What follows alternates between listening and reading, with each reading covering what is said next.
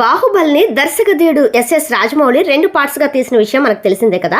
అయితే ఇప్పుడు దీన్ని బాహుబలి ది ఎపెక్గా ఒకే పార్ట్లో తీశారనమాట. యాక్చువల్గా పాత బాహుబలి 2 పార్ట్స్ కలిపి 6.5 గంటలు ఉండేది. ఇప్పుడు ఈ బాహుబలి ది ఎపిక్ వచ్చేసి 3 గంటల 45 నిమిషాలకే కుదించారు. దీనిలో కొన్ని పాటలు కొన్ని సీన్స్ని కూడా కట్ చేయడం జరిగింది.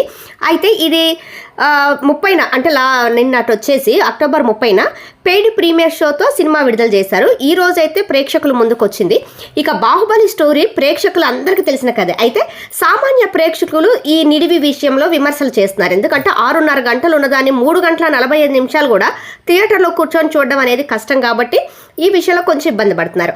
అయితే ఈ సినిమా థియేటర్లో చూస్తూ ఉంటే మాత్రం కొత్తగా చూసిన ఫీలింగే అభిమానుల్లో ప్రేక్షకుల్లో కూడా కలుగుతుంది. ఎందుకంటే కొన్ని సీన్స్ కట్ చేయడము, అంటే ఒకే మూవీలాగా 2 పార్ట్స్ని ఒకే మూవీలాగా తీయడం వల్ల ఇలా జరిగిందనమాట. ఫస్ట్ హాఫ్ 2.5 గంటలు ఉంది. ఇందులో తమన్నా ప్రేమ కథకు పచ్చబొట్టు వీటన్నిటిని కట్ చేశారు. కొత్తగా చూసే వాళ్ళకు సామాన్య ప్రేక్షకులకైతే ఫస్ట్ హాఫ్ కొంచెం ఎక్కువగా అనిపించిన ఫీలింగ్ కలుగుతుంది. సెకండ్ హాఫ్ మాత్రం చకచకా సాగిపోయినట్లు అనిపిస్తుంది.